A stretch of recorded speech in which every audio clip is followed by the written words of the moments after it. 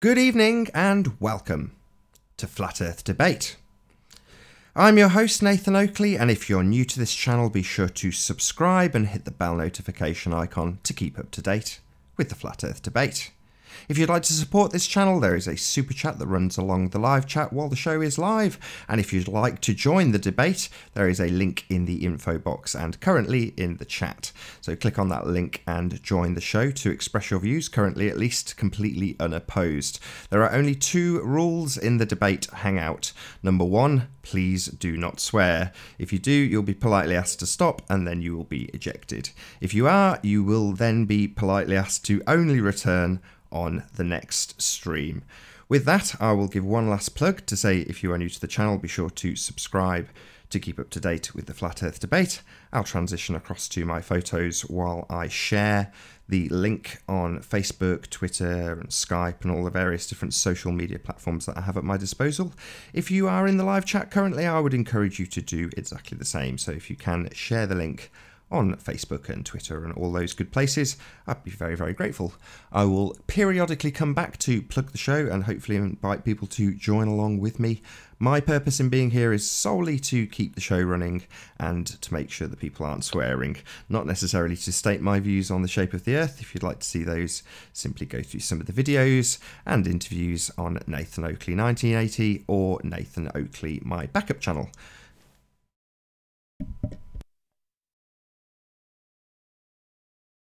Hi Nathan, hey. Oh, earphones.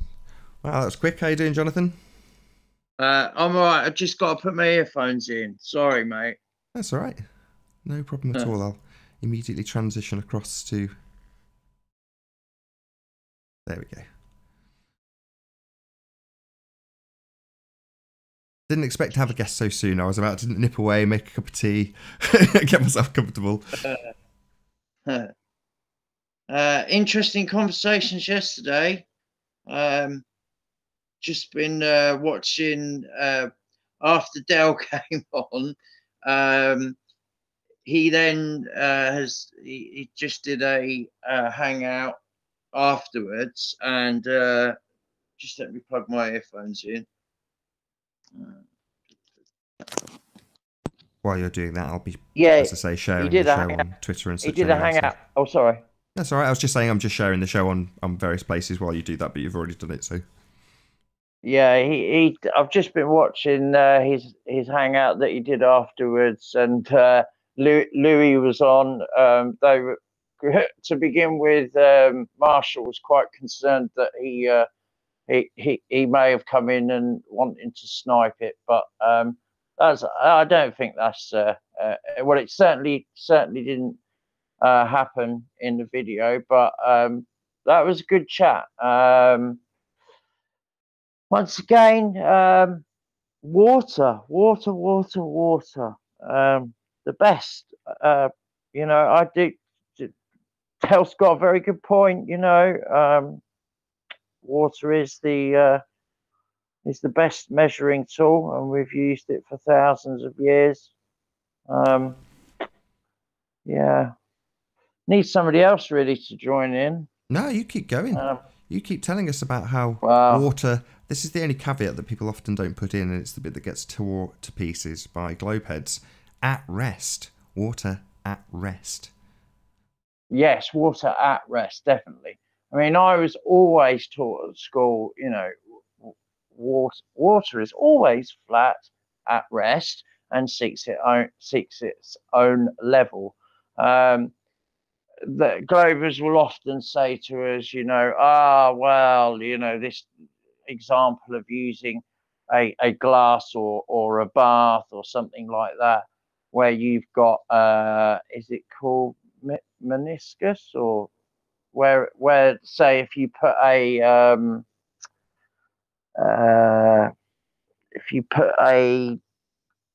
what do they call them? Well, if you put a pin in it, say for instance, and the pin will float on the top, that's the surface tension. And then as soon as that surface tension is broken, you know, obviously the pin will fall to the bottom. But I used to do a lot of sailing when I was younger, and I always was questioning my stepfather as into, well, hold on a minute. When we get to the horizon, then if the boats are going over the supposed curvature, and he agreed with me in where I said to him, that is evidence of in the Glover's mind of visible curvature, because the boat is going down. But as we know, it doesn't.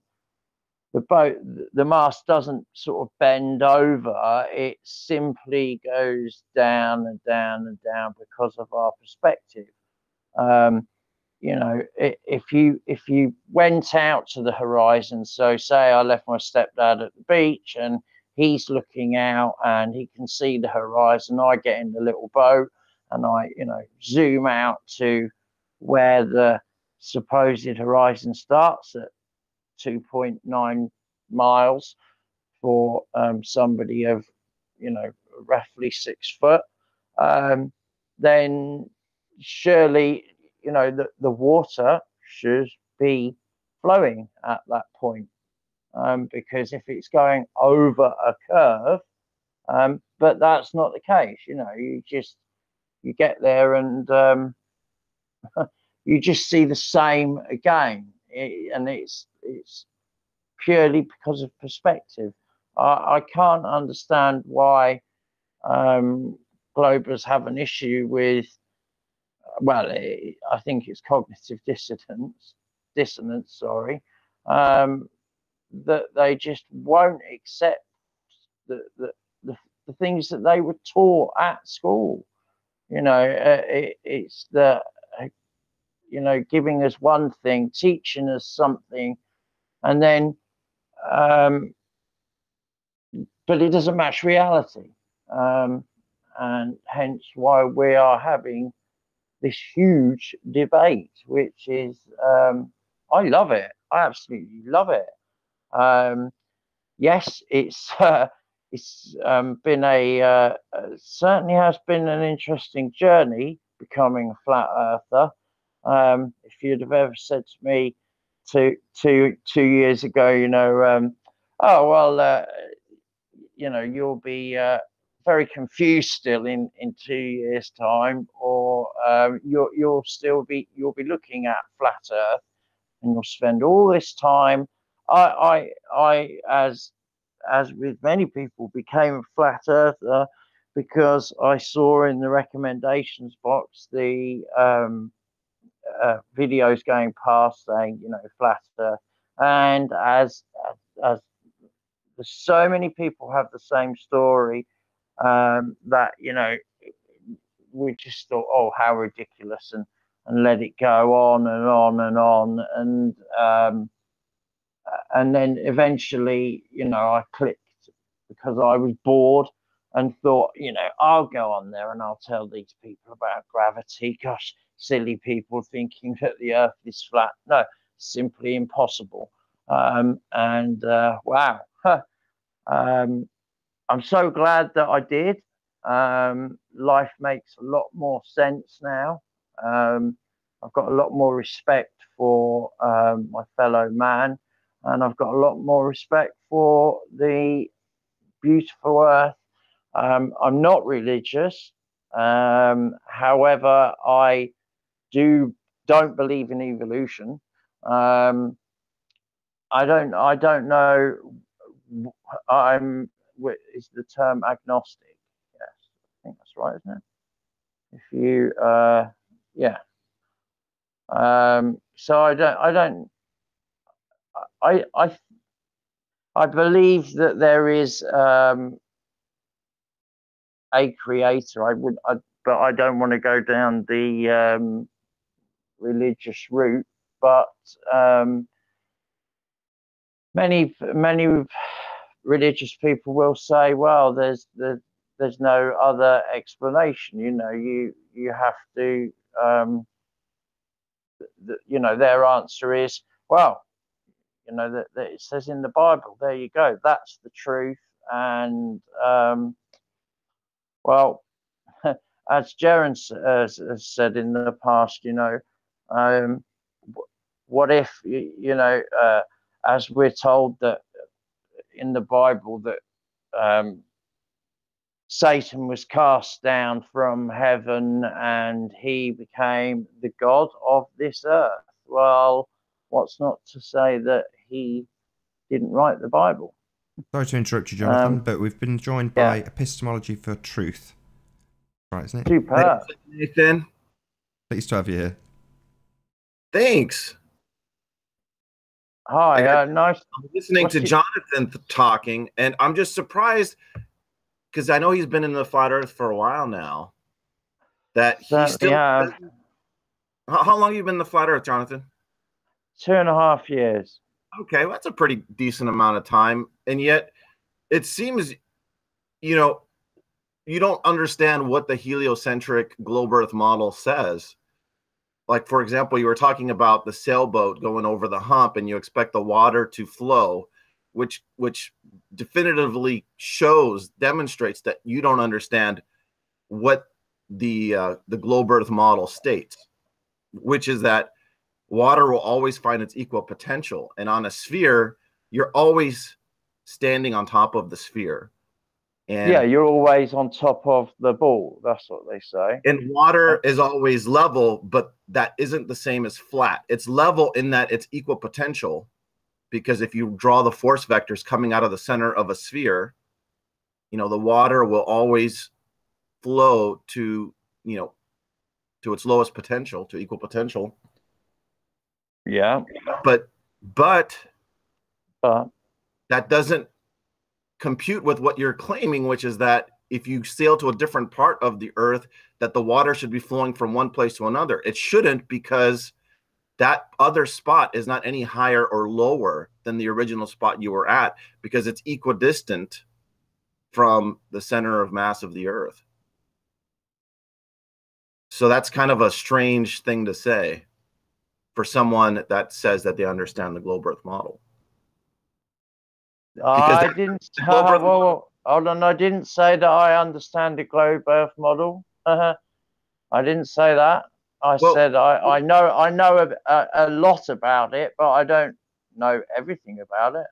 Well, that's a pretty very basic aspect about it. You would, in order for you to refute something, like if you were a scientist and you wanted to refute some other scientist's research, you would first have to completely understand that scientist's research, and then you would, create experiments or things that you can come up with to say, okay, well, if what this guy says is true, then so and so should happen. We test it; it doesn't happen. Yeah, I understand what you're saying. Yeah, I understand. You need to understand the model fully first before you can go around saying something which is different to what Sure. Yeah. I mean, it could be the same thing if you're going to argue music or art or something like that, right? Like, not even necessarily science. It's just I get lost very easily with. I understand what they're saying, about how everything is pulled to the center of the Earth, the core of the Earth, if you like. Well, sorry. But how do we know that there's this molten piece of is it iron? That they claim molten iron core. Molten iron core. So how do we know that? We don't know. We actually don't know. We inference it based on seismic waves that travel through the Earth and measuring their propagation from different sensors on the surface, and seeing how those waves propagate through the Earth. But it's inferenced, right? And then the other thing is, some of this molten Earth comes up through the ground, right, in volcanoes and active, and we can sample that and measure it and say, okay, well, this stuff is coming from within the Earth, and this is, right. If you squeeze an orange and orange juice comes out, you have a pretty good idea of what's in the orange before you cut it open. Yeah. Yeah. That's sort of well, the inference. But I mean, yeah, I mean, I would agree with you that, you know, the inner structure of the earth, since man has never gone there and actually looked at it, it can only be inferenced. And we can say, okay, well, we have a model of what's in the earth, and our model makes these predictions, and those predictions come true. But I mean, yeah, maybe one day if we have some crazy laser, you know, drilling technology to actually go down in there. Yeah. I mean, you do. But you don't need to know what's inside the earth to know, you know, to be able to, you know, have the heliocentric model be what it is.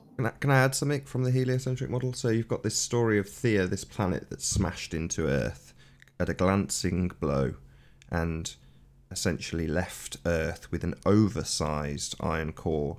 Now, from my understanding, it's necessary that Earth has an oversized iron core based on the age of the solar system. So for that extrapolation that you just used in terms of an orange to make sense, you'd have to have this very huge iron core at the centre of Earth. And the way they explain that is by having a secondary planet hitting us. And the interesting part is the debris from that collision is what caused the moon to coalesce in Earth's gravity field, according to the heliocentric system. Now, that's not the only explanation, but the current accepted one. Hello? Hello, YouTube. How you doing? Hello? Hello. Good to I'm a have you flat here. earther. Check out my motherfucking data, nigga. Excellent. You are a flat earther. Superb. I've got another one on. We've got another one on the team. What's Yeah, up, Ute? I haven't seen you in a hangout before. That's probably all we're going to see from him. But I'm pretty sure that wasn't Ute, but yeah, it's just interesting that there are so many inferences, as you put it. well, I mean, that's how we learn about the world, even as a child, right? Sure, but that's the nitpicky detail that the flat earthers are latching onto. You know, the same applies to the CERN or the stars. You know, obviously, I'm not landing on the sun and seeing what it really is, so you have to extrapolate. Right.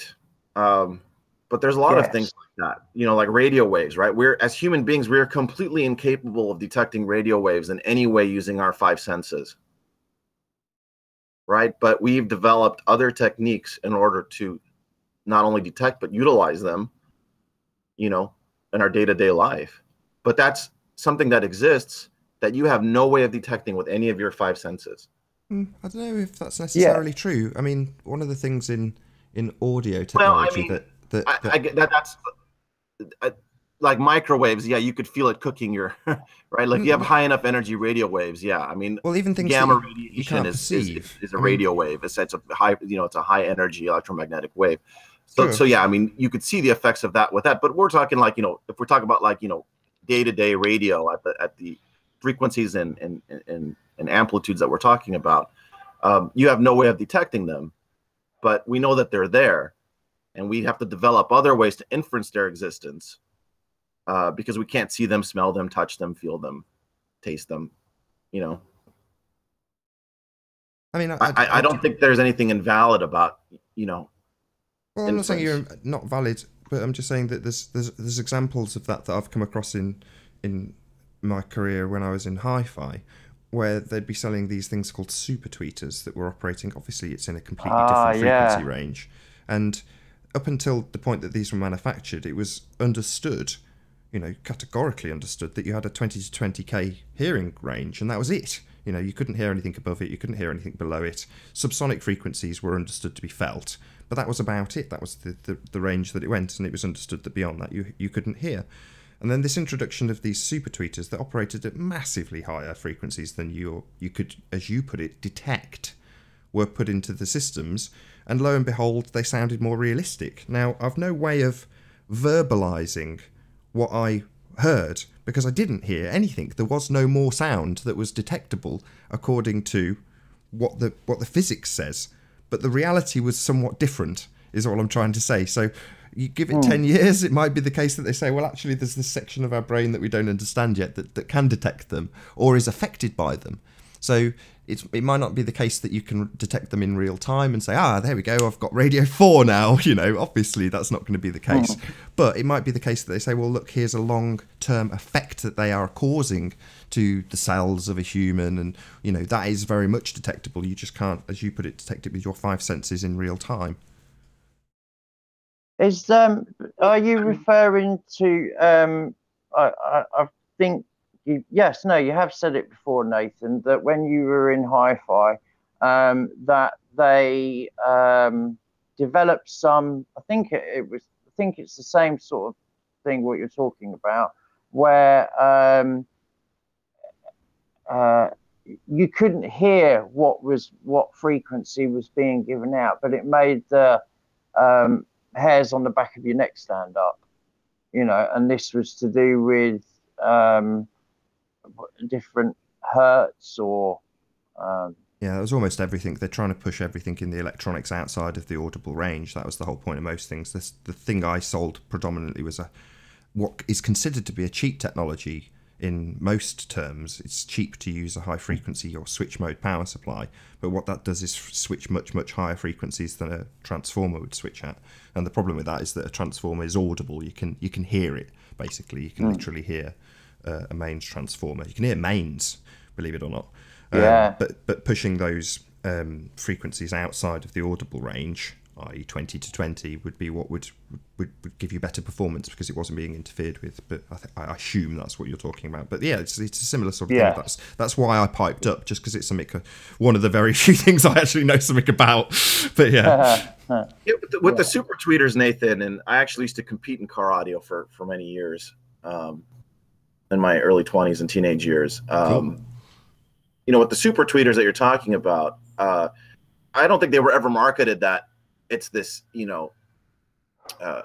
super high frequency above human, cat range frequencies that make it sound better. It's just that they're more accurately able to replicate the very high frequencies, the very upper human frequencies. They're more because they're not basically so pushed to the limit at those frequencies. They can more comfortably reproduce those frequencies, which is why you're going to get a more natural sound out of them. No, incorrect. That was always my marketing understanding. And with the hi-fi stuff, there's a lot of marketing that has really nothing to do with reality. There's a lot of voodoo. It's kind of like wine in a way. I know what you're saying, and typically I'd agree with you, and it sounds like you know what you're talking about, so I'm not going to out of hand disagree with you, because yes, typically what you're describing is precision tweeters that are just called tweeters, and it might be that in marketing spiel they've been called super tweeters or whatever, uber tweeters, and essentially a tweeter is a tweeter. If it's, depending on how well it's made will depend on the performance. But what I'm describing is something totally different, which was, as I say, just for one of them it was about $1,000, maybe more. It'd be $1,500, ridiculous for one. Just phenomenal amount of money for one of these little tiny tweeters, and they were most definitely operating well outside of the human hearing range, or what was quoted to be the human hearing range, and that was their USP. And like most voodoo, almost everybody I worked with, laughed at it and went, yeah. And I think it was made by a proper mainstream brand as well. I think it was Tannoy that actually made it. So it wasn't like some 2-bit company that was making these things. They were, properly researched and developed and marketed and all the rest of it. Anyway, but we sort of laughed away and gave them their demonstration, and we were all floored. We couldn't quite believe the difference. It made it seem more realistic. That's the only way I could describe it, because you weren't hearing any more information, because there wasn't any as far as I could tell. But it's like I say, it's very difficult to verbalise, but detect, I definitely did, but putting it into the 5 senses was far more difficult. The way it was pitched to me by the guy who was repping for the company at the time was that, you're in the same way as you can detect bass frequencies with you're made of mostly water, you're going to vibrate. Then the same principle applies with the higher end frequencies. Your body will detect them, but you won't necessarily hear them by the tiny little fibrous hairs inside your ear moving around. That's not going to necessarily be how you detect those frequencies. So yeah, you're right. Most of the time it's just marketing wank, but in this instance it wasn't. It was enough to stick in my mind as, wow, that's completely screwed with my perception of the audible frequency. One of the 5 senses has just been completely shattered in my illusions now of what I thought it was and how I thought it worked. specifically about detecting frequencies. And I know that's kind of fallacious because what you're talking about is in the megahertz, and it's ridiculously powerful and totally different in terms of the wavelength that we're talking about. But it is kind of akin, and I'm sure you can hear my wry smile as I say that. Has anybody heard of something called binaural beats? No? Fill us in. No, I'd have to Google that. Binaural beats. Binaural beats. It was there's loads of them on YouTube, and what they do is it was discovered by a German chap in the mid 1800s, and what you hear in one ear is a very low frequency of, it will sound in one ear as dum dum dum dum dum, and in the other ear you'll hear dun dun dun dun. But when you put both the headphones in together, your brain, after a couple of minutes, starts to, it doesn't hear dum dum dum, it hears and it's huge on YouTube. You can get ones that help you to sleep, and they're all at different hertz depending on what you're using it for. Some can be used, they claim, for back pain and things like this. I mean, I don't know about it being used in that sense. I've got a bit on it now. I've just googled it. So the founder was Henrik Wilhelm Dove. Scientist Melinda Maxfield, PhD, conducted research of drum beats in the rituals of ancient cultures and found that generally a steady beat rate of 4.5 seconds. This consistent beat induces a trance-like state for the tribe. It works. It certainly puts me to sleep. I have it on 0.5 hertz, which is, very, very low. And you just put the headphones in. Obviously everybody's different. Also impossible. I had to find the specific one for me, but it worked. I don't think you can have 0.5 hertz. 1 hertz. Right, okay. Even then, wow. There's an interesting story. We supplied amps to the Royal Opera House, right? And they had these big opera singers, and one of the, I can't remember, I'm sure it was one of the banks of their low frequency units kept on blowing, and our amps were fine, but we weren't supplying the drive units, but they kept on blaming the amps, the manufacturer of the drive units, of course. So they were blaming us, so we had to go in and figure out what was actually going wrong with these really low frequency drive units. And what was happening was, as the big fat opera singer comes on stage, they've got all these mics along the edge of the front of the stage, and she has a big dress. And what was happening is, as she was strolling on stage, she's creating a standing wave with her dress at about 3 hertz. Yeah, ridiculously low frequency. And the amps, to their credit, were doing it, just doing it until the cones just gave in. But 3 hertz is just like such a massive extension of the cone to recreate it. It's really pushing the limits, and obviously you can't hear it. Nobody in the auditorium would hear it. It's the waft of a dress. It's just not audible. But the PA at the Opera House was trying to reproduce it, and to the most part, it was doing it, for a fairly lengthy period of time until, like I say, the cones had eventually given. But yeah, you can't on headphones and anything, anything below 20 hertz. You're lucky to get 20 hertz. My system probably. Actually, I think he was talking. I think what he was talking about though was the rate at the beat. Oh right, 3 beats per minute. Oh, BPM. Like boom, boom, boom, like a heartbeat, right? Whereas half would be 1 beat every 2 seconds. BPS, I see. I think that's what he was referring to in the 3 beats per second. Yeah, sorry, I've misexplained it or whatever. But yes, you are right. Yeah, that's what I meant. Okay. So 3 beats per second gets you into a hypnotic trance-like state. Maybe there's some 3 BPM music. Now I'm not sure whether I've got it right or wrong or whatever. I've got myself in a tiz here. But presumably you brought it up in relation to something flat earthy. 3 I suppose beats it was, per yeah, second. beats per minute, So, and we were talking about hertz and detecting frequencies. We were on a flat Earth conversation till I got interested in the hi-fi element and took over completely. I'm really sorry. Yeah, no, we should. I was just about to say maybe we should go back to flat Earth. I think that's probably for the best. I'll pipe down. I, You two carry on. Well, Well, we could talk about something else you mentioned, Jonathan, when you were sailing with your dad. I think it was with your dad you said you were sailing with? Yeah. You were saying that as the boats, descended the horizon, right, which you're claiming is perspective, but us Globers say is the curvature of the curve. Yeah. You were saying that you were surprised that the boat would just be getting cut off from the bottom up rather than tilting away. I think you mentioned something like that. Yeah, that expecting to see it tilt, right? Which you think if you're going over the surface of a curved thing, you would be tilting. Yeah. How much tilt do you think there is? A very, very small amount. It's 1 degree of tilt for every 69 miles at that odd. So if we look at a building that's 70 miles away, it would be tilting away from you 1 degree.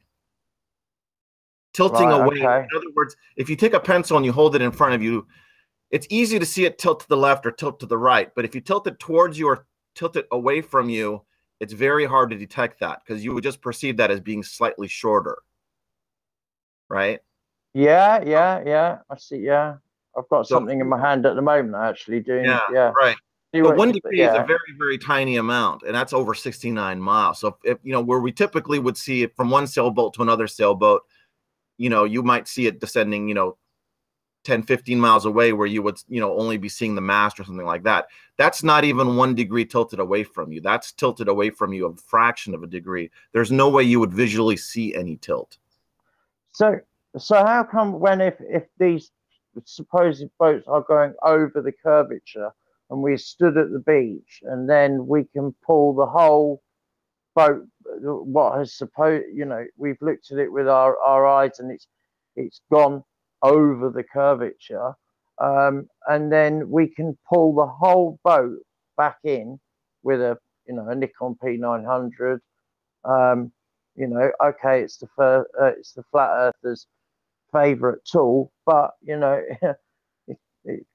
it's pretty amazing, and I would say that what do you think of that then? So bringing the whole image back in. Sorry to interrupt. Sorry to interrupt just before you answer him. Epistemology for truth. Sorry. We've been joined by Curvature.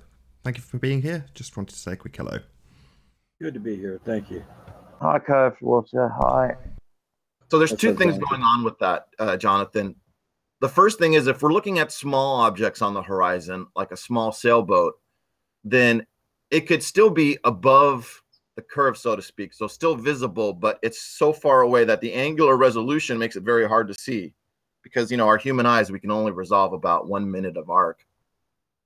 So what's actually happening is when you're zooming in with your, binoculars or a camera or something, it's not actually over the horizon. It's just very small on the horizon. And it's like, oh, okay, I can see it bigger now. But at no point was it obscured.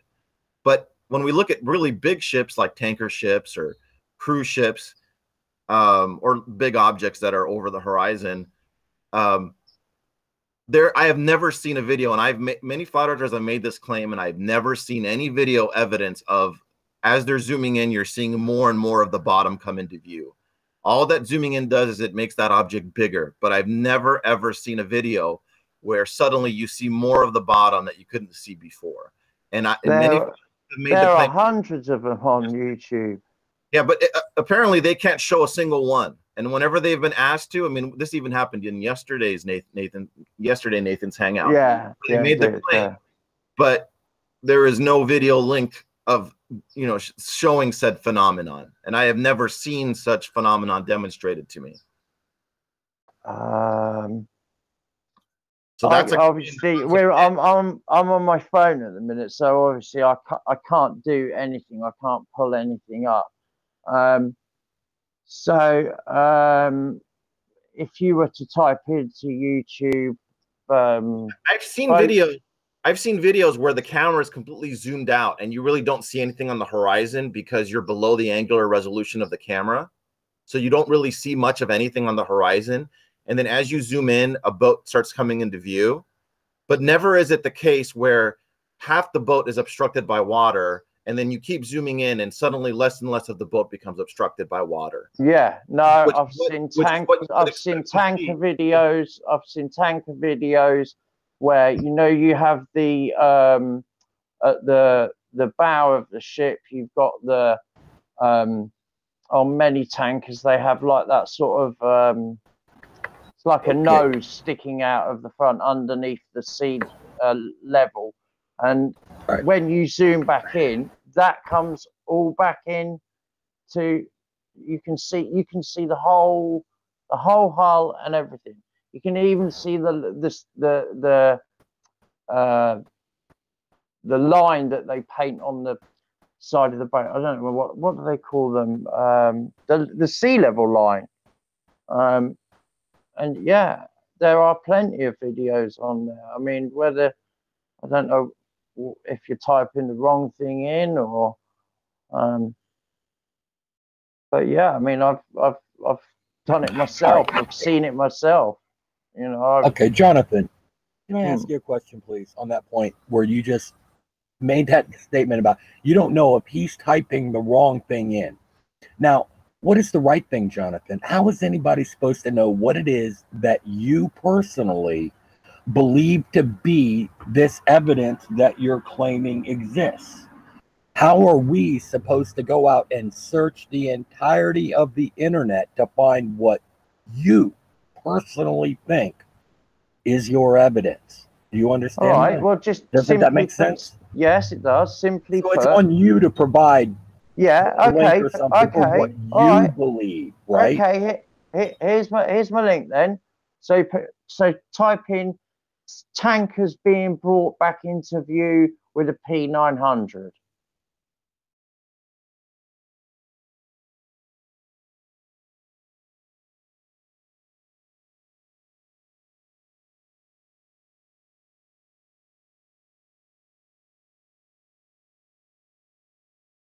Tumbleweeds.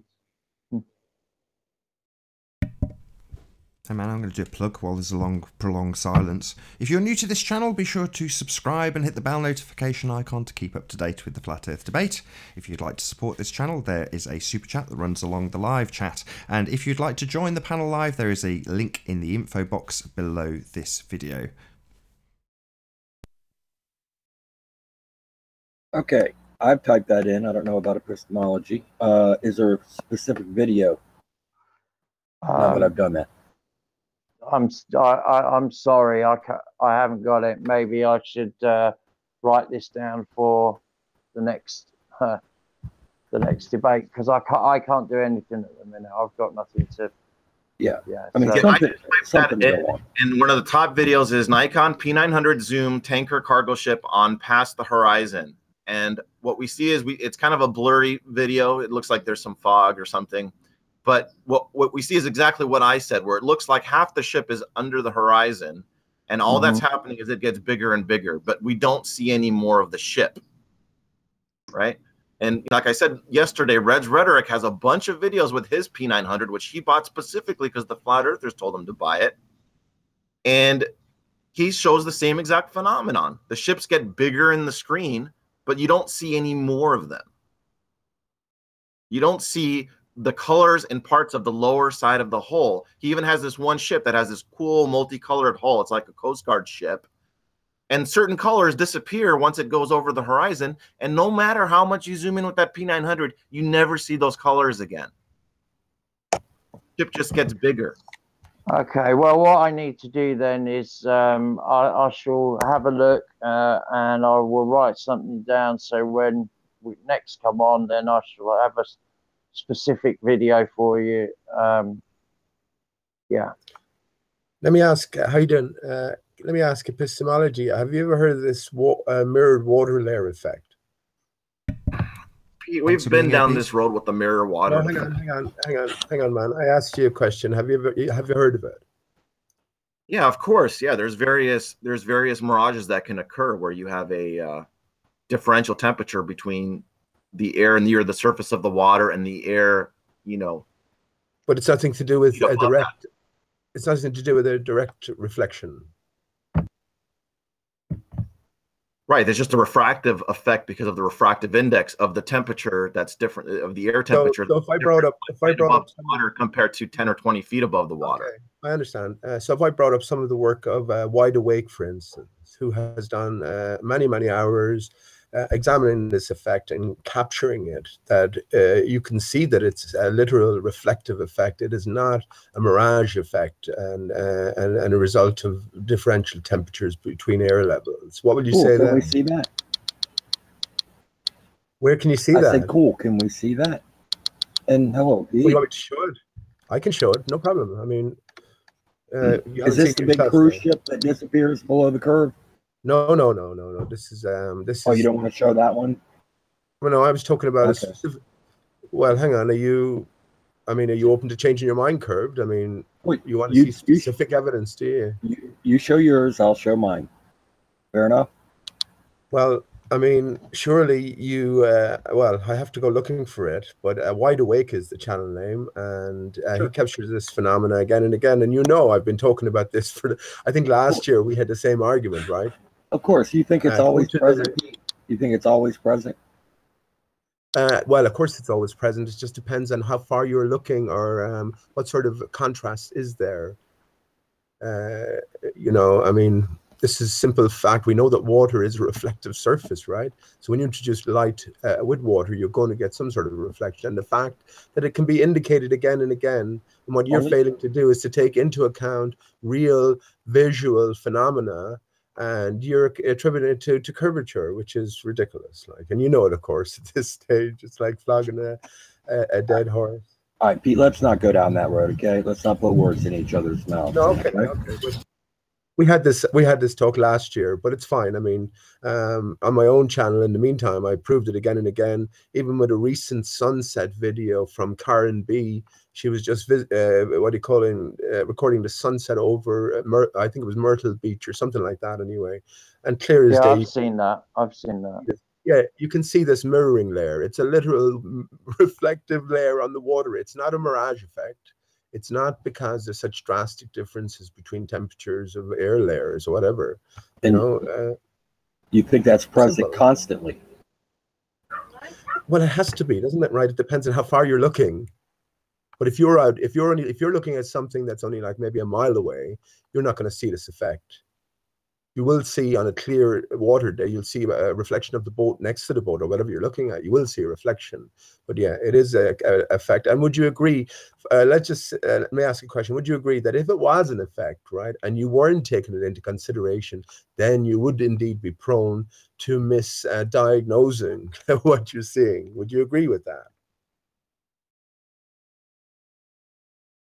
No, because it still won't explain things like what we talked about yesterday with the longest lines of sight. Why are the mountains that are taller but further away well below the mountains that are much shorter but are closer?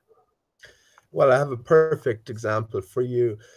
Epistemology, and I have to say you sound remarkably similar to Crow 777, but we'll leave that one there.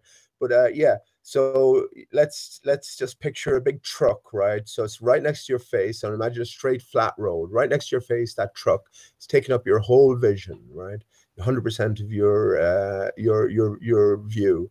As that truck, let's say, goes to 100-meter mark, or whatever increments you like, 50 meters, 100 meters, 250 meters.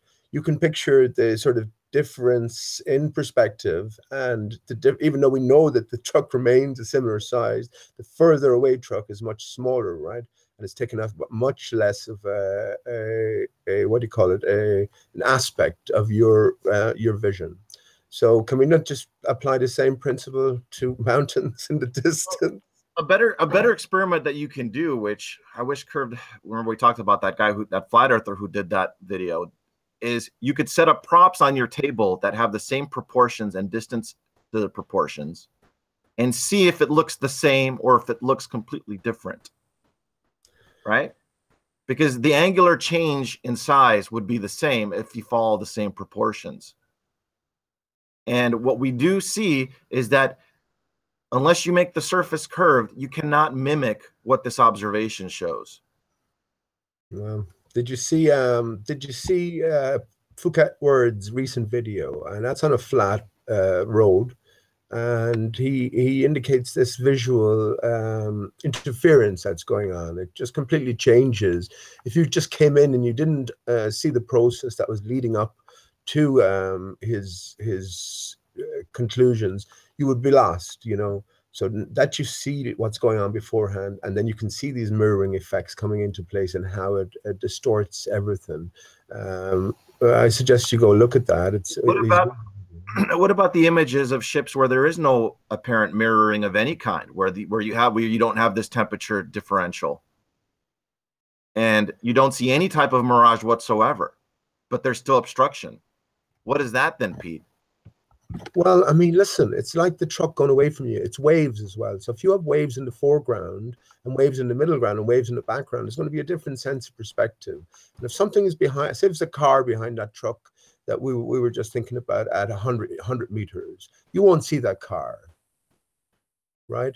You won't see that car up to a certain point. If you stretch it further on, you might see that car because you have a different perspective. But this is all it is. It's taken into consideration real life. You understand that the waves decrease in size with distance, just like the other object, right? So what you're talking about is that, oh, it's the waves that are obstructing, right? So is there like this picture that curve that's showing right now, right? Are those waves that are obstructing the whole Toronto skyline there? Hey, Nathan, would you be able to present this so that I don't have to keep talking to make it show? Yeah, no worries. Hey, thanks. This is we have questions about okay. this. I'd like to know where the mirror reflection layer is in this image. Okay, well, can you zoom in, man? You have to zoom right in. Okay. Well, one thing for sure, it's there, but the picture itself is not the best picture you chose. And I think that, would I be right in saying Cara Dunn did that, or Negator? I don't know who did last that. year. I don't know who did that.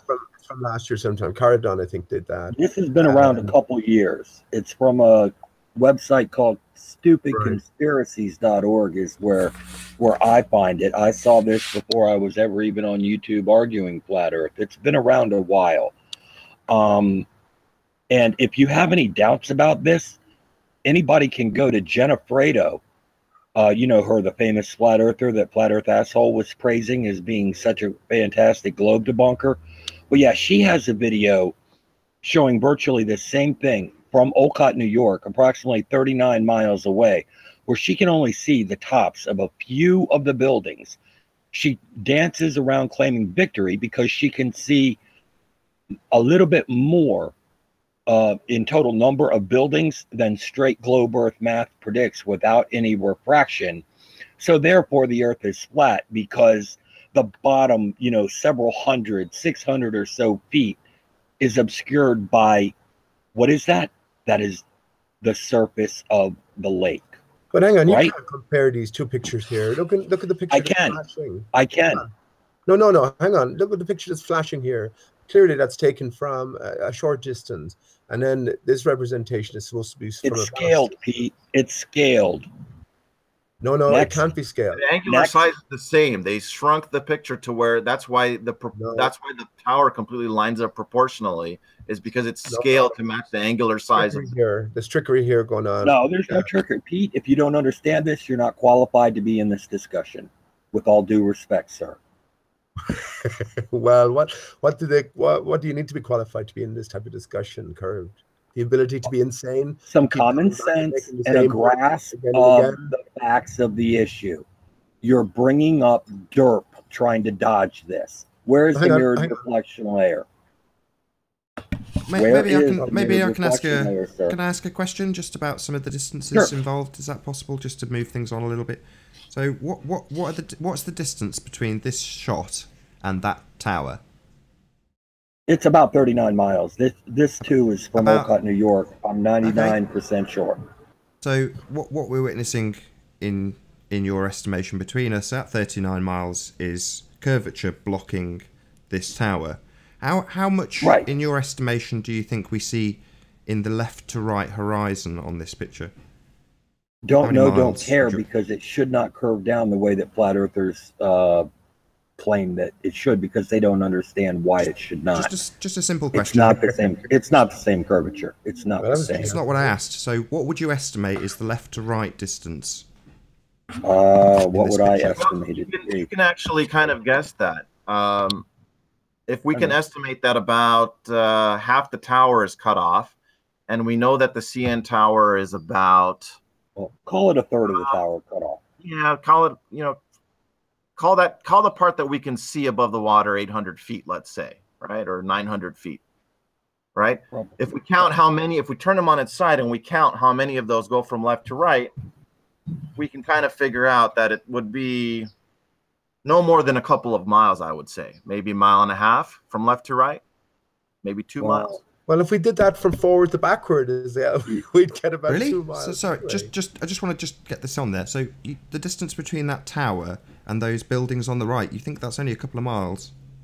Oh, less than that, I'm sure. Yeah, less than that. Yeah, this is Really? the Toronto skyline, right? These Yeah, I'm not buildings aren't familiar with going it. That's why I'm Yeah, asking. these- So These buildings are downtown near each other. okay, fair enough. You don't have a real wide field of view here. No, you don't, do you at all? It looks like you have. Well, No, if we're to use the same really not. measuring length, No, then it's it's in- only a mile between the camera and and the tower itself. You know, I'm we sorry, can't could you gauge it repeat like that, Pete?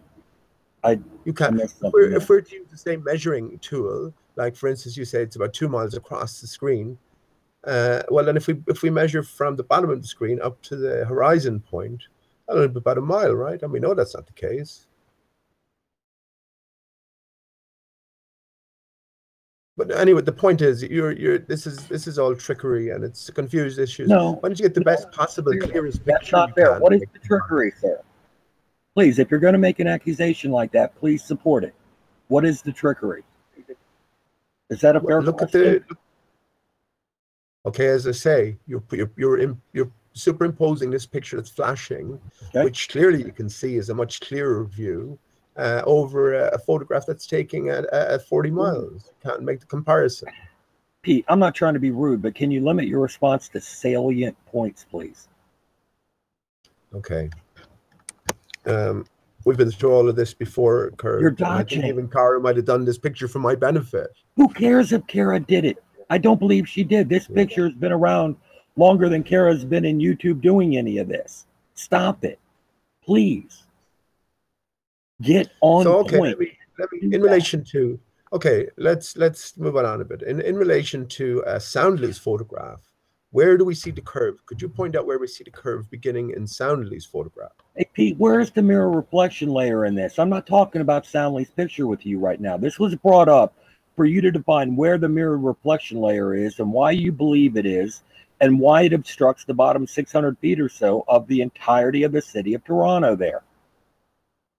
That's the point. That's not. No, that's not the point. That's not Sorry, the point. It you're is the making. point. Sorry, Pete. It's my point, I've got to Pete. interrupt I'm because we making just. the point. Sorry You to don't interrupt decide what my point is. epistemology or curved. Sorry, I just want to get this across to Pete because they've got a legitimate point. There is a flat Earth debunking for this. I'm not going to interject and give it you, but if you don't know what the flat Earth debunking for this is, just concede and we'll move on, and hopefully someone will jump in who will give a concise flat Earth debunking for this. But if you don't know it, don't just say there's trickery afoot. Obviously, there's another secondary image that's been scaled and put on the top, but that's blatantly obvious to anyone who's watching. Fire away, Nathan. Jump in and give it to me. I mean, this is just presented to me out of the blue, so off you go, yeah? Pete, you've been shown this photo don't many want to. times. I've been in many hangouts where you've seen this photo. Kara's shown you this photo. That's why you keep bringing her up with it. Right, but By his own admission. By his own I admission. told you. No, hang on. I told you she went away and picked the most convenient photograph to make her point. But there's many other photographs that you have to, or you could take into account. You have to explain all circumstances, not just pick the one that's most convenient, right? And again, my mind has to throw back to whenever we were dealing with this last time. So Nathan, now that you have a debunking, spit it out, please. You know. Well, I mean, I can start you on the road, Pete, if it's something you feel that you may have come across before. but there's a deck that Jaren has described in many a video where he's shown boats going out, and then there's another layer. Now there's I don't know why Curve stopped sharing now, but I can't see it anymore, but there was a line drawn on it so you can physically see the definition difference between the deck of where the actual horizon would be and this layer of what would be like, I don't know what the word you'd use to describe it, like a false strip of sea that isn't actually there. And you can see this as the boats travel out on, I can't find one of the 1,000 Jaren videos to actually show this, and this is why I don't want to really get involved. But that's what I'm talking about, man. But by the same token, hold on, Pete, I'll just get to the end of the explanation. No, he's not. Let me just get to the end of the explanation. So the best example of this, which would be reasonably easy to find, was birds physically flying in and out of that layer. Literally. So you could see them go in the layer and out of the layer. Again, there's plenty of Rob Skeever videos that explain the lensing and magnification of those buildings at these distances, which have been discussed on previous debates. So, you know, don't put my hands in the air and say I don't mind bringing that up. Yeah, Nathan, that's exactly what I've been talking about. I call it the mirror water layer, but it's not prevalent in the picture that Curve was showing there, and he's going like, show me that, you know, and, no, I don't know. I think it is. There's just there's a line that's drawn. If that line was erased, it would be more obvious. You know, but in some ways, the line being there, it's pretty much on, you know, what they are saying is the bottom line of the buildings. But you can also see a distinct, there you go. You can see a distinct colour difference above and below that line. Anyway, I've said more than I should have, Pete. I hope I've helped you on your way. No, I mean, listen, honestly, that's exactly what I have said. But just in this particular example, it's not visible, right? This mirrored layer, and it's also it's not the sole reason for why we're seeing these buildings cut off. So that's my point. But that's pretty much exactly what I said is a major factor you have to take. You're telling me that's not the lake all the way up there to the edge, right around here. That's not water all the way up to there. That's not the actual lake. That's your claim? That's not lake up to there. All the way from the photographer all the way up to this point. You're telling me that is not lake, all of it. Right. No. As you identify the visual horizon line here, right, you will be mistaken. Because? Well, again, always and ever, this mirrored water layer sets up. Where is that here? And I have a video here to show you as well. Where is that here? Where is the mirrored? Where is the mirrored water layer here? Right. Look, it's so compressed here. You're dealing with a much faster distance. You'd have to have the ability to zoom in and then analyze it, and then you'd be able to discover a layer. Find a different picture curved and a clearer picture. I'll do nothing of the sort. We are dealing with this picture. You're not going to dictate to me. You said you're going to Pete. You're welcome to order me around. Were you ever in the army? Get that straight. No, hang on. Why do we have to deal with this particular picture? Because this is the present whatever you like. Pete, there's no rules here. You cannot deal with. Okay, zoom in then. Zoom in and let's see if we can identify a mirroring. What colors do we have to change, Pete? What else do we have to do to first chemo this up for everybody? No, we don't have to change any colors. You have to look for visual clues. Where's the mirrored water layer? You've got all the visual clues here you need, son. You've got all the visual clues you need. Okay, so the resolution isn't good enough. So you'll have to find a different picture curve.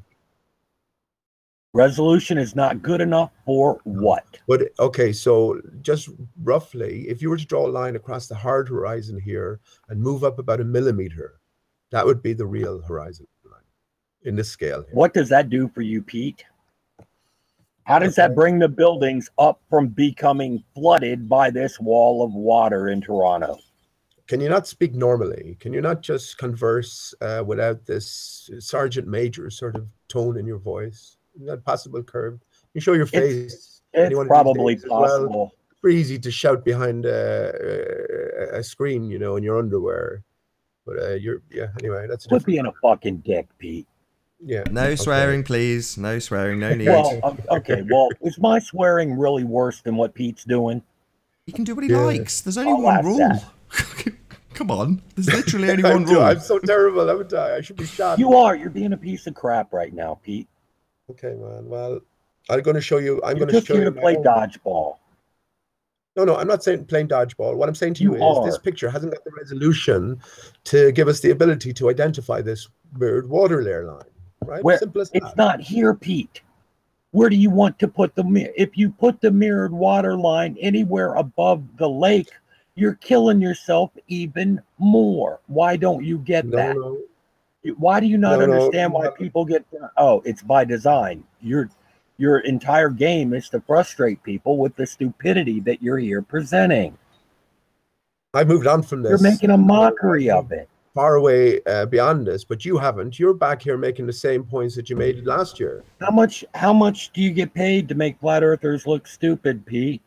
To make all conspiracy theorists look stupid, Pete? How much do you get paid for that? Hey, listen, You I do it for actor. nothing. How do you like some of your own medicine there, Pete? Hang on, man. I don't get paid anything. I do it for nothing, and I don't get paid anything. So stop. Right, but why don't you show your face then, man? I don't want to. I don't have a nose, Pete. I lost my nose in a fishing accident. Okay, you happy? Yeah, you lost more than that, didn't you? You lost your tackle as well. So you Lost don't what? funny. Lost You what? lost your tackle.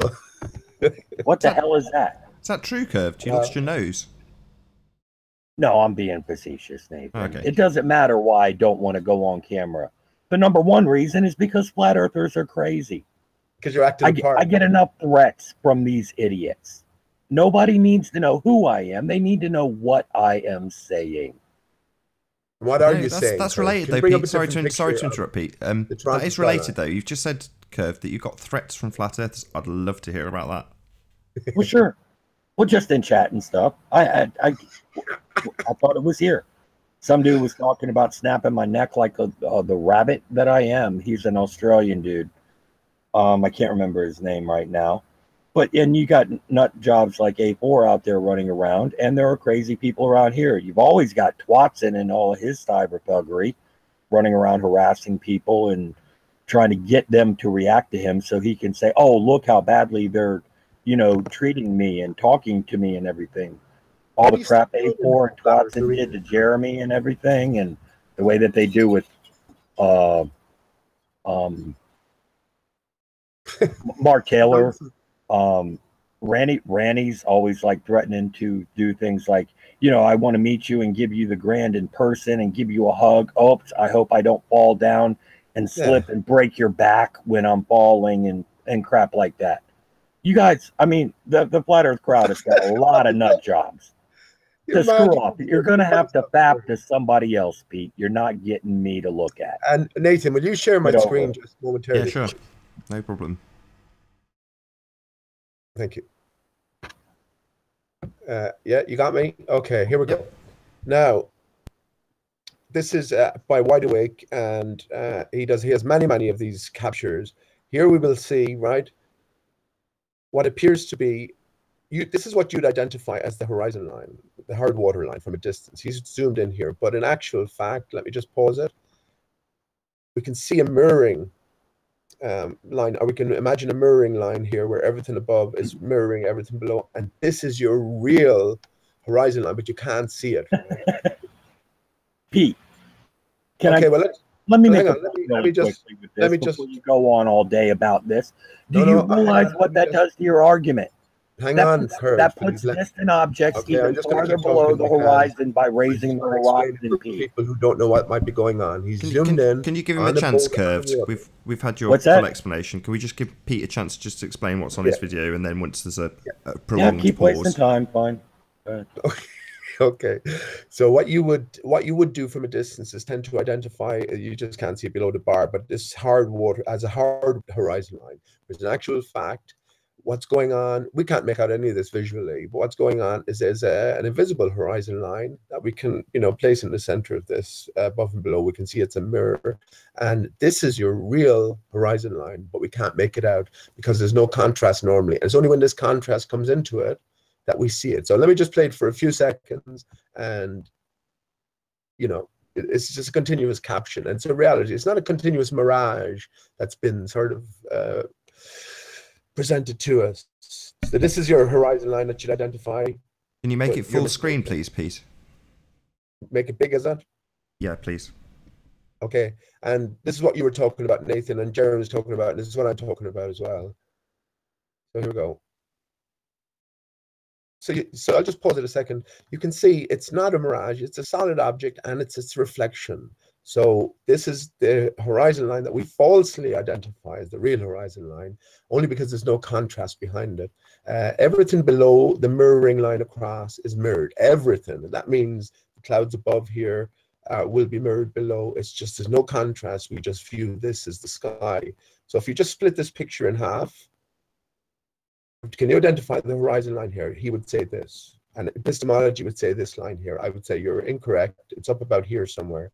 And then it's when this boat comes in, then you can see it. This is all water here, mirrored water. That's all you can say. It's not an atmospheric effect, Nathan. That's what I'm trying to say. It's not a sort of a mirage effect. Hot air sort of mixing with cold air, and you're getting this whatever. No, it's a literal hard reflective surface, and that's a perfect example amongst a myriad of other examples. So I can stop this whenever you want, and you can look at it. Wide Awake is his work, and not only is this, here's the thing, here's the final point, and it busts the back of everyone pretty much as I see it. This is in existence with sunsets and sunrises, and it's the sun that rises and appears and disappears behind this mirrored water layer in a macro sort of sense. So there you go. That's pretty self-explanatory, isn't it? And it's fantastic footage. That's a little cruiser. So just imagine, if you want to get a picture of what that might be, just cut it in half. This is the captain's quarters of the boat or something. And maybe, I haven't even seen this video. Do we see a picture of what it actually is? Probably do. But that's all I wanted to show you. This is a reality, and this is magic. This is magic to you, and it's all manner of mirages if you don't understand what's going on. So that's all I have to say about that. Well, can I ask you a question about that? Sure. Okay, moving the horizon to where you're claiming it is in this picture, I'm not agreeing or disagreeing with you. I'm simply asking you, if it's granted that you are correct. You've suddenly gone a bit quiet, Curved. He has, yeah. What's that? You've suddenly gone a bit muted. We can't quite hear what you're saying. It's just a bit quiet. I don't know if you stepped away from your mic or something. Huh. Let me check something.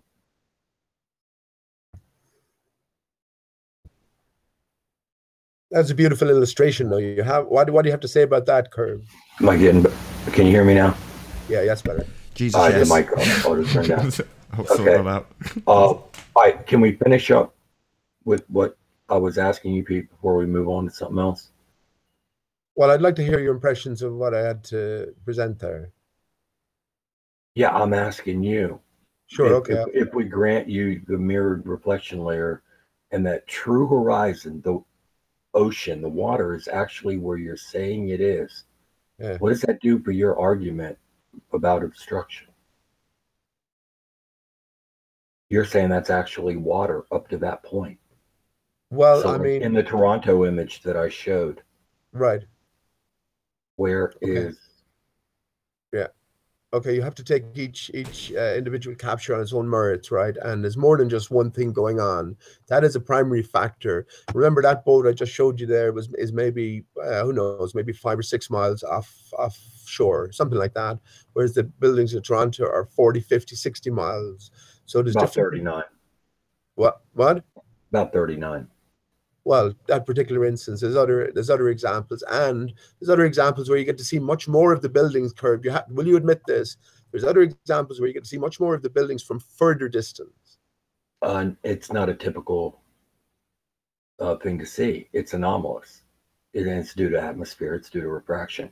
That's why it's a rarity. That's why it's a rarity, Pete, and that's why it's a mirage, and that's why the buildings are distorted. Yeah, but if you're saying that, okay, in your own example, if you're saying that this is the reason for this is that the buildings have disappeared behind the curvature of the Earth, and for the intents and purposes of trying to examine this, you are at the very top of the sphere itself. So these are all falling way behind the curvature. So therefore, there should not be any other captures from further away that show more of the buildings. Is that correct? Because how could you? I just told you, Pete, it's due to refraction. from a similar height. Yeah. Due to refraction. So when we do get to see more of the buildings from further away at a similar height, you're saying that that's anomalous as well, and that's a mirage. Absolutely anomalous. Yes, you don't go. So is this not a reflection? Hold on, I was speaking, and I'd like to finish this very short point. You do not go out there where Joshua Nowicki has taken these images from and get to see this every day, Pete. These are anomalous. It's why it made the news. How do you know? Yes. How do you know what you're showing here then isn't due to refraction? What am I showing? Well, what you were just showing. If you're Toronto, saying that under Toronto? Yeah, just without most of the buildings cut off. Pete, that's a ridiculous question. I hope you realize that, but we'll talk about it if you want to do that to yourself. No, I don't. How do I know it's not refraction? Well, you're on other circumstances, other pictures, you're coming along saying, well, we have to take into consideration refraction. Sure. Again, when we can view more of the buildings from a further distance, you're saying that, and it's not just Joshua Nowicki, right? You're saying that then it can be explained by refraction, and we're actually seeing a mirage. We're seeing something that is not there or not real. Well, it's there, but it's not where we see it. It's raised up in our line of sight. Right. Right. Sure. But there's no effects going on with the example you picked. The example I picked in Toronto, for what purpose would you even try to invoke refraction in there? Refraction is something that's going to lift the distant object. Yeah, but if you're going to say if you're going to describe normal circumstances and abnormal or extra normal circumstances, you have this as your benchmark, this one particular photograph. No, you want me to pull up the Genofredo bid? Do you distrust Genofredo? No, you don't want doesn't matter. Okay, you don't want that. I see. No, I mean, there are multiple sources of that same other factors to consider. The horizon rises up to eye level, right? And the horizon does not rise up to eye level. Stop it. But you have 30 miles of ocean in between. You could have swells affecting that. You have atmospheric conditions as well. So there's lots of different things. It's not just the mirror line. On Lake Ontario. No, don't try to play swells and waves on Lake Ontario, Pete, with somebody that's up above the water level, looking across 39 miles to Toronto, and the vast majority of the city skyline is buried beneath the horizon. Why aren't they flooded, Pete? Why are they not flooded? What about other days? What about foggy days, Curved? I mean, what about foggy days? When you can't see them at all. Why don't you face the argument head on instead of turning around and running away and bringing up foggy days? I'm facing it head on. You're not taking it into consideration. What's foggy days going to do, Pete? It's going to limit your visibility. What's your point there? Right. Well, I mean, just thin out that fog. Thin out that fog, and then you have atmospheric conditions that are going to cause all manner of effects, and you have to deal with every photograph on an individual basis, is my point. And that's your go-to picture. So let's try it. Why don't you try dealing with that photograph on its individual basis? Where was the mirrored reflection line, Pete? And if you want to place it above the water line that's shown in the image, what good is that doing you? If you're saying the water is actually higher in the image. Hang on, man. There isn't enough resolution. It needs must. As the distance increases, that strip is going to be thinner and thinner, right? There's more distance. As I said, hang on, man. There's more distance. It's not always there, man. Hang on. You equated a certain distance across the photograph with 2 miles or whatever. I did nothing of the sort. Or epistemology, whatever. If we're trying to judge a distance, obviously we can't use that same scale because from bottom to top would only be 1 mile. So we have to think in different terms. That mirrored layer is still present, but because of the compression and because of that many miles being squeezed into such a small space, then we're not able to resolve it. Simple as that. Do you understand that in the field of view of the camera, that the distance between the photographer and the horizon is not going to scale the same way as the objects that are 40 miles away as opposed to a few miles away. So let's not play that again. No, I understand, but I'm saying we have to sift through these things. And again, it's not visible on the photograph you have. So if you find a different photograph, it might be clearer. When I've just shown you a video where it's 6 miles or whatever, it is visible. So how do you explain it? I don't need to explain. I don't care about it, Pete. It hurts your case. I don't care. That's what you don't get. You're making a point that doesn't even help you. It hurts you. Go for it. Enjoy it. Have it. I don't care. That's what you don't get. That's what makes this so funny. It doesn't help your case. It hurts it, Pete. My case is already made, man. The Earth is flat and stationary. That's an assertion, Pete. It's Simple not as that. That is an assertion. I've taken that and moved on leaps and bounds. You know, that's fine. In my own understanding. Yeah, sure you have. Of course. My own understanding. Whereas you seem to be stuck in exactly the same place, having the same argument. You stumbled over the truth. The man of infinite patience. You stumbled over the truth a long time ago and picked yourself up and scurried off as if nothing happened. And you've been on, on a roll tangent left ever since. Pete, you're disconnected from reality.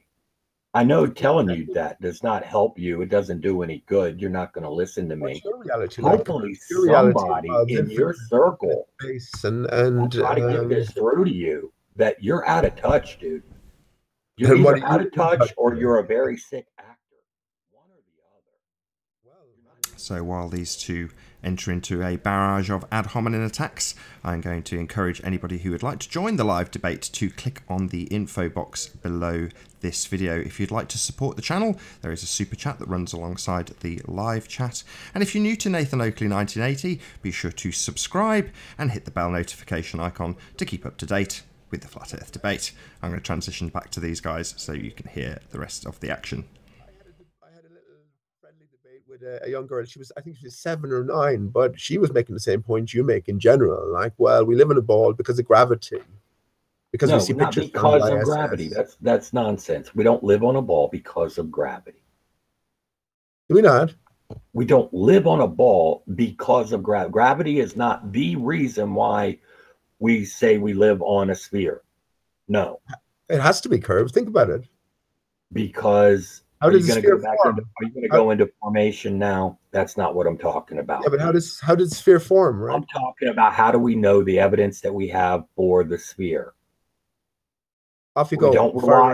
We do not rely on gravity for the evidence that we have that we live upon a sphere. I'll tell you your very first starting point, right? And it has to be. Your very first starting point has to be that the Earth is moving. Do you agree? No. No. So what's your very first starting point? The Earth moving is required to refute geocentricity. A stationary globe is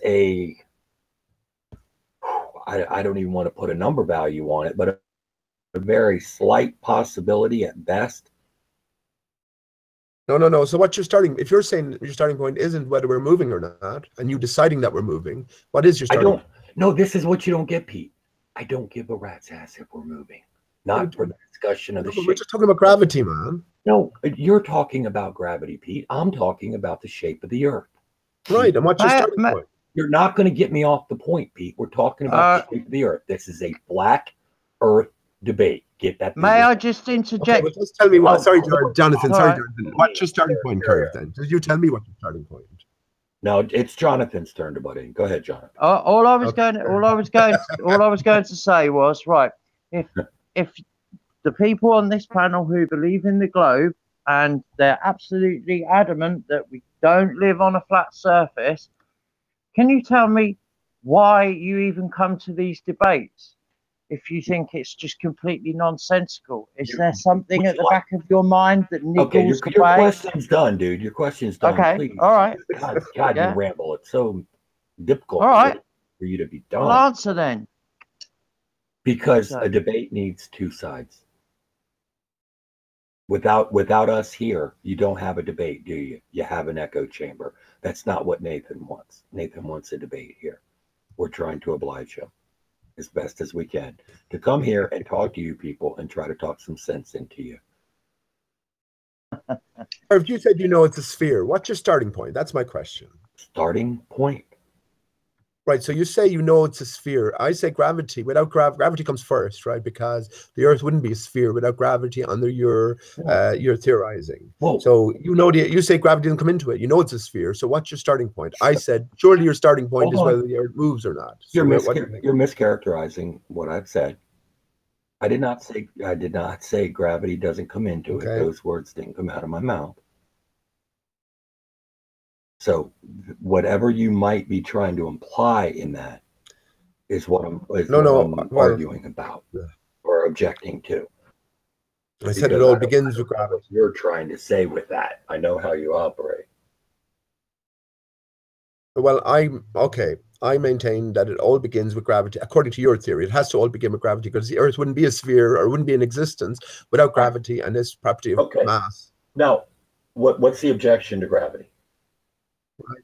No, so what I'm saying to you is, you say Earth, Earth is a sphere without gravity. What's the objection to the word gravity?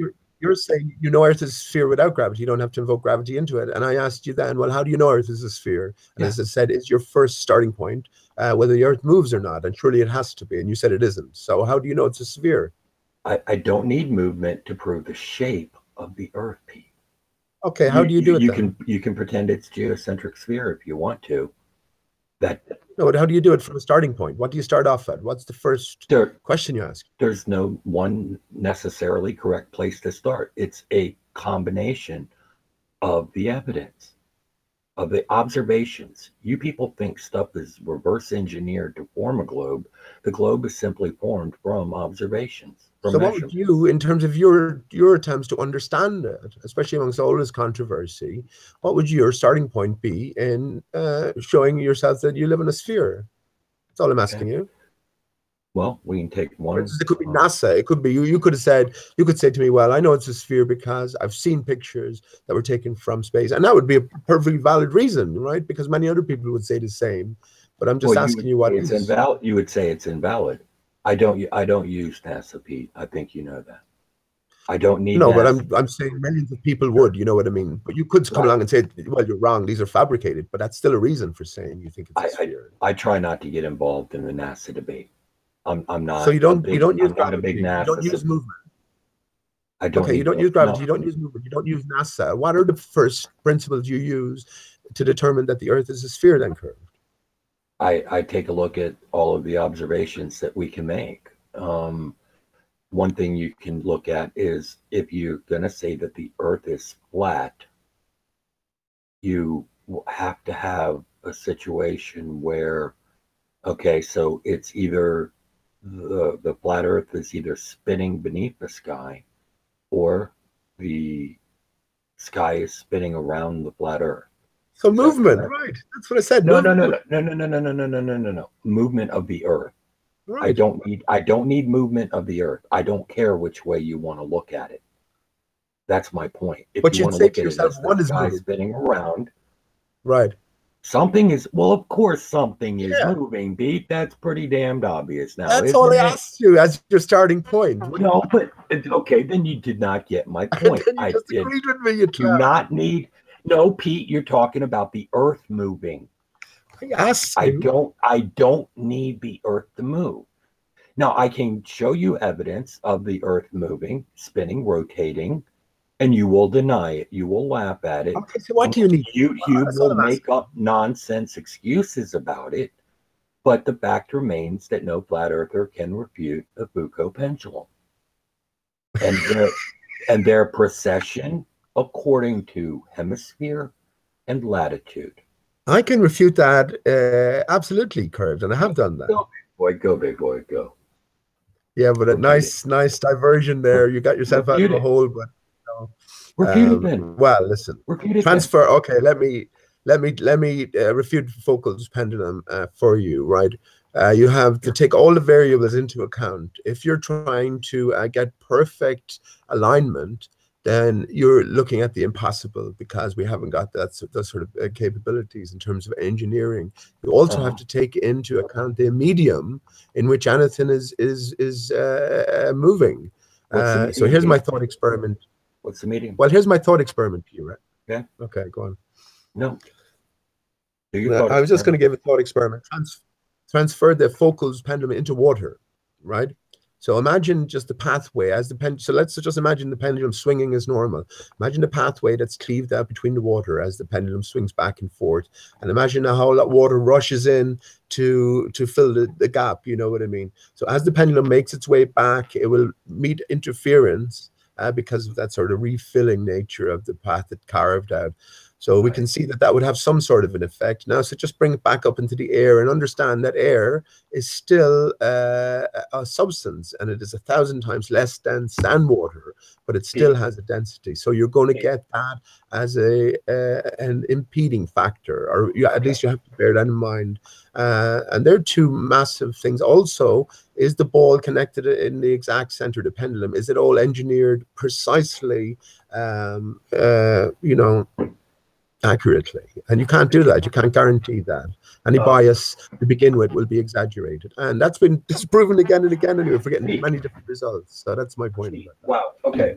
Are you done with that nonsense? Yeah. So anyway, you didn't know about the Foucault pendulum. Have you ever made one yourself? Right? Foucault I don't need to build an automobile to know that they exist, Pete. The Foucault pendulum is powered. What? Yeah, you check it out. All the Foucault pendulums that are built today, not the one that old Foucault used to have years ago, they have motors in order to keep them going. Okay, some do. Am I correct in that, Pete?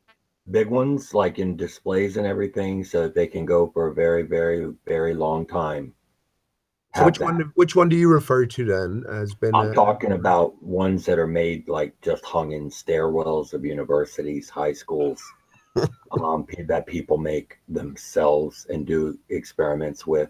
And there's no other causation. Why do they process according to their latitude? What did they hang them from? What did they hang them from university hallways? I don't care. They can hang them from the rafters. They can hang them from. There's going to be bias, right? If you hang it from a nail. Pete, you need to understand this. The bias does not demonstrate itself. It's not exhibited due to the fact that they process according to latitude, not according to engineering. Stop it with that. You and YouTube should be in jail for that shit. It's criminally dishonest what you're doing. Stop it. Why? Because Pendulum has been proven in every university hallway. Pete, the engineering is the reason why it does not process at the equator. Air is different at the equator. Air is opposite in the southern hemisphere to cause it to process the opposite direction according to the latitude. Well, open your mind, dude, and think about this and stop trying to just be a denier. No. You know well, Curved, that I say we live under a magnetic field, right? You know that. Yeah, I know you say a lot of things, Pete. Yeah, well, you know that, right? And you know that I'm sure it's a reality. Any field that's to hold back the waters beyond, right? Equal and opposite forces, and it's an underneath that field will be subject to those forces. And we have to take all of these considerations into account. You are just picking an example and just going with curvature. It's the same with the Soundly images. What looks like curvature, well, it has to be because it looks like curvature. Whereas you're not taking into account this mirrored water layer. So the point is, you're not taking into account reality. Pete, and you're coming to false conclusions. Dude, we've been through this. It is Photoshop because it has to be. Pete, Soundly. Shut up, you mug. Hey, fuck yourself, prick.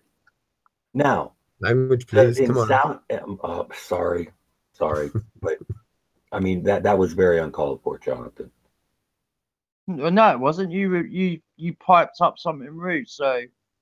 And I should be in jail. I should be in jail now for for talking about pivot points and how you need to get them exact in order to avoid. I think you need a 30-year sentence, Pete. Definitely. Yeah. I reckon, right? Solitary confinement, mate. At least bread and water. Yeah. Yeah. Jeez. But it's So these are all things that you have to take into consideration, Curved, and you're not doing it. And so what about these? What about these bubble app business? When people take, we can see that the MIMS devices that are in our phones don't work via gravity. They don't know where down is, so you can calibrate them yourselves. So a good example was Foucault Word went from Thailand to Dubai and then to Ireland. and there was absolutely no difference at all. And there should have been.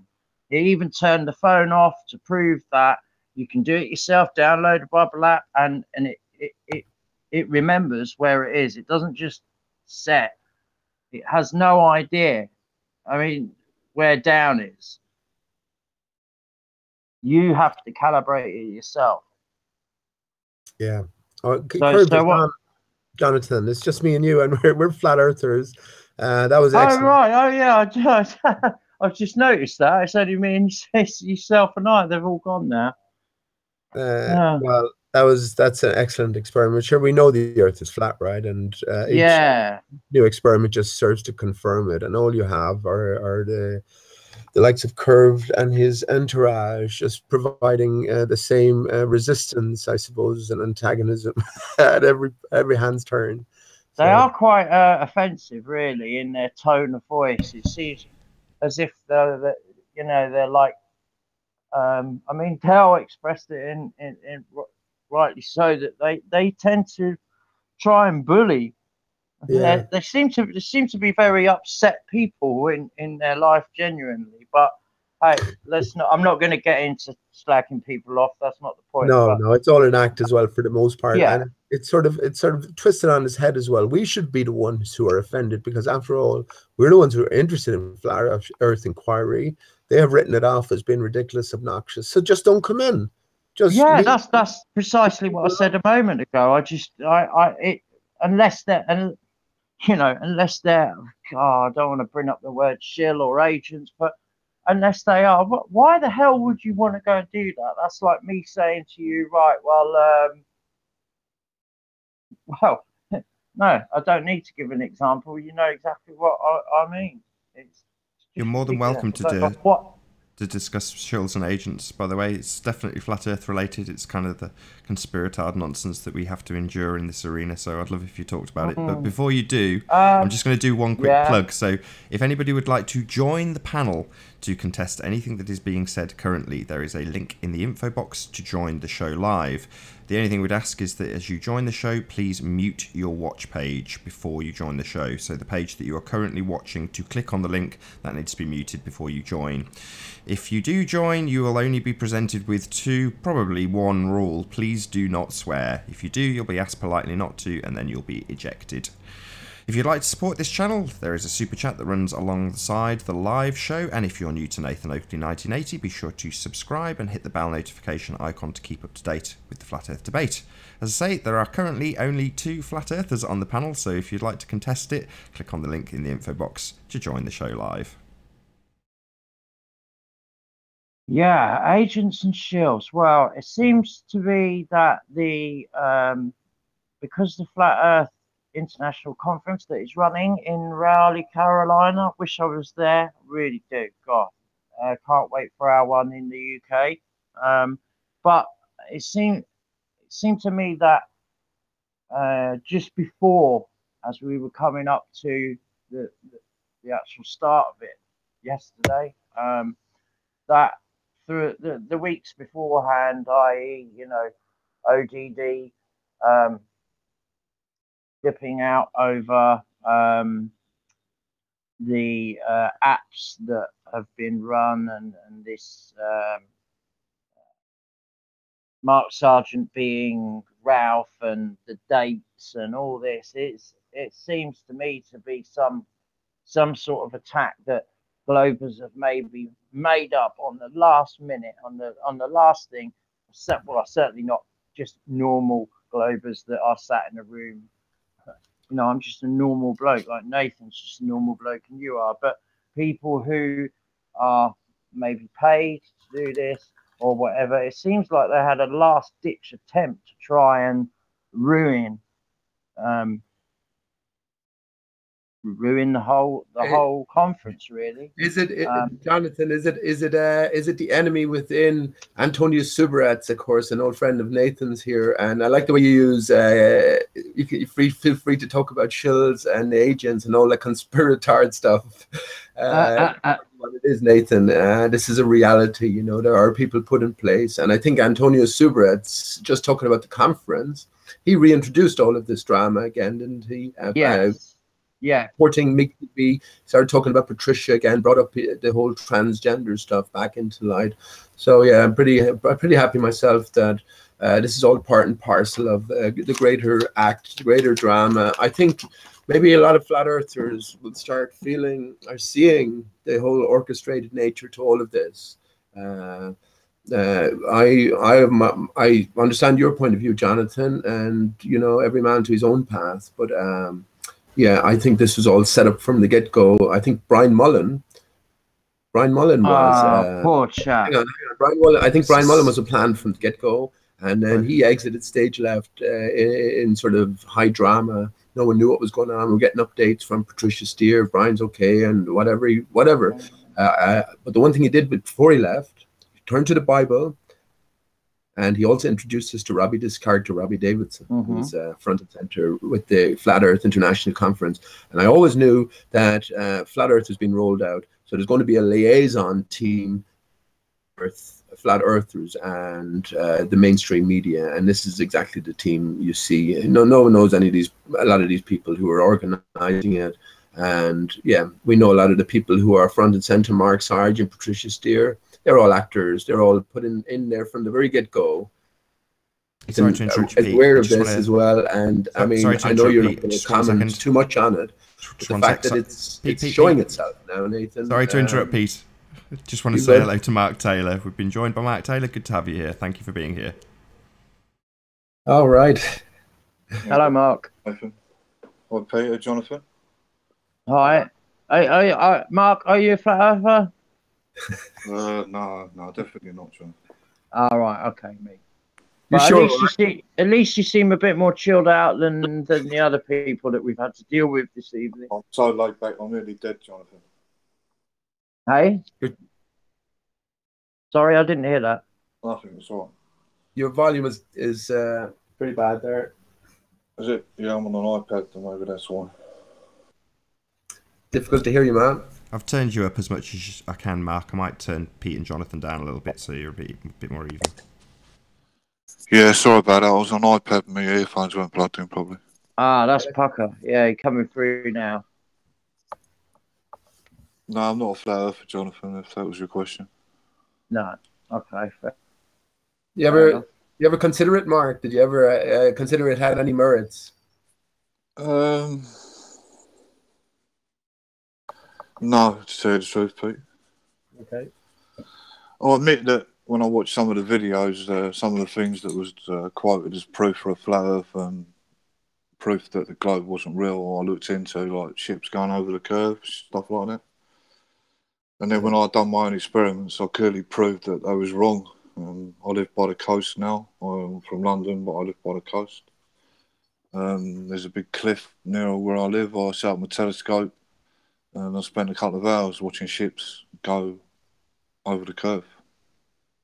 And they couldn't be Mark, is brought there any back chance in. you could just turn your camera off? It's currently on, it just shows a black screen, that's all. If you turn it off, it'll then show your icon. Who's? Mine? Yeah, it defaults to on, so although you probably haven't got a No, I'm on an iPad, Nathan. No, my camera's never on my iPad.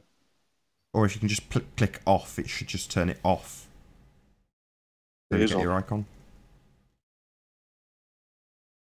All we can see is an icon. Yeah, it is off, Nathan. I've just clicked on it now and it's off. Oh, weird. It's just a black screen. Oh well, not to worry. Sorry to see the stars. Yeah, we can see the stars for once. There's no chemtrails. That's a good one. Chemtrails. Yeah, what I wanted to ask you too, yeah, why to make your paradigm fit? Why flat Earth? Why do you have to ignore and deny so much?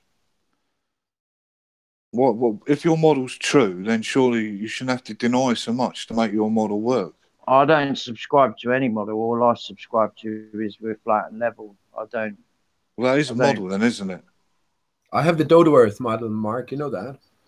Right. So let's go through what you deny then. So you deny pictures from space, yeah? Yeah. You deny the explanation for sunsets, yeah? Yeah. Yeah. You deny the two celestial poles.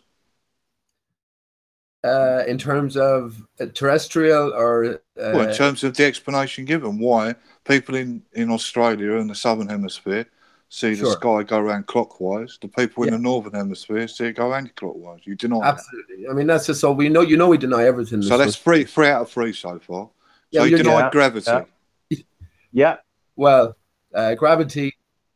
There is a force there, but it's not a pulling force like gravity is described as. So what force is it then? It's a pushing force. We're under a magnetic field. We're in the midst of a magnetic field. Never meant for it. So why can't that magnetic field be tested and why can't it be measured then, Pete?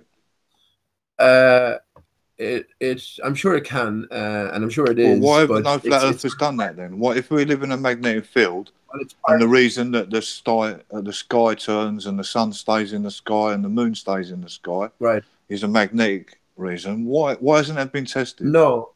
Well, I think someone's talking about dropping magnets, and a magnet, a dense magnet will fall slower than a certain equivalent weight. You know, that's not magnetized. But in terms of testing, I don't know, has it been tested? Of course, the ether was accepted for generations, Mark, according to history anyway. And then it was discarded. I'm really sorry to interrupt. It wasn't there, wasn't it? I'm pretty sure both sides concede that Earth has a magnetic field. And it has been. Yeah, I'm not denying that, but their explanation for things falling in a magnetic field, they'd be able to test that. Surely, if that was the case, then things would fall different quite significantly the nearer and further away you got from the magnetic field. And they do. Right, so what's the measurements then, Pete? Well, this is why we have the different atmospheric layers, Mark, as we go up. And I'm not talking about that. I'm talking about the measurements. You're saying they fall at different rates. So can you tell me the measurements then?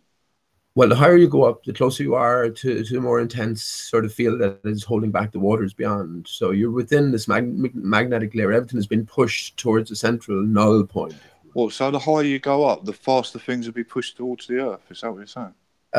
Actually, I imagine it would be. Yeah, it would have to be the case. There's more resistance. Right. So can you show me a test and an experiment of that then, Pete? I can actually, but it's on Phuket Word channel, and well, hang on, Mark, hang on. He just put it's just a video. What's so funny about that? Phuket World, man, jeez. I thought you meant science, Pete, not the YouTube video. See, I can link you to loads of articles that you can do the equations yourself that predict what gravity fields are around the Earth, depending what latitude you're on, because and depending how far away you are from the Earth. Why can't you do that with me? Okay, well, don't talk to me about equations because I'd definitely be better at math than you are. Okay. So you would just have to refer to, You'll be definitely better at maths than me, would you? I say definitely, yeah. Why'd you say that, Pete? Well, I studied maths up until maybe early 20s. Yes, and on your video you said you had the worst qualification for a pass in Ireland for your degree. I did. So that doesn't sound someone competent of maths to me, Pete. Well, things can sound a lot of ways, right? But there's a different story. Oh, so incompetent means competent now, does it? It's not a competent, Mark. I just told you. Well, as regards to the same thing, I'd say someone who passed a degree with the worst fucking result in Ireland, I'd say that's pretty bad, Pete, wouldn't you? Well, in terms of that grading system, yes. So it wasn't you that was wrong; it was the grading system. Okay, Pete. No, but I did. If you remember, I also mentioned that from early doors, I understood that it was just about regurgitation. So why did you even take the course then, Pete? Well, that's a different story, right? That's a different story. Career guidance in Ireland here wasn't the best. But yeah, there's a different story to that. But the point being, it wasn't because, well, that's literally true as well, man. So why don't you take no blame yourself, Pete? Why is it always it was the marking system, then it was the career advice? Why don't you admit you took a course that you didn't understand and you didn't do very well? But hang on, it's not about blame, right? I mean, I suppose if we look at a bigger picture here. Well, hang on. If we try to look at a bigger picture, or the bigger picture of our lives, our existence, I mean, we were fed, and you believe it. You believe the historical evolution of Earth. No, you don't. I know you don't, but you claim to believe it. The historical evolution of mankind, and that whole process. That's what you take as a reality. So everything that you're dealing with now, you take as a sort of a part and parcel of an evolutionary process. I believe tried and tested science, Pete. Yeah, I believe that. I believe that the cleverer people that have gone before me, I believe them. See, I don't project dishonesty onto everyone. I don't project my dishonesty onto. There we go. I'm going to cut away briefly just to do a very quick plug. So if you are new to this channel, be sure to subscribe and hit the bell notification icon to keep up to date with the Flat Earth debate. This show will run for approximately 15 more minutes before we end. If you'd like to support this channel, use the super chat that is in the live feed. And if you'd like to join the show, click on the link in the info box below this video. As I say, this show will round out about 15 more minutes, so if you did want to do any last minute trolling or get your globe earth, cell earth, flat earth, whatever earth views you would like, now is the time to do it. Once that's been done, I'll give another maybe 5-minute warning, and then I'll cut back to the action before rounding out, as I say, in about 15 minutes time. I read through that, I understand it, and I appreciate that man's genius, and I'll go with him. No. I bet you can't. No, I bet you can't. So how do you know I'm not I've never clever? tried.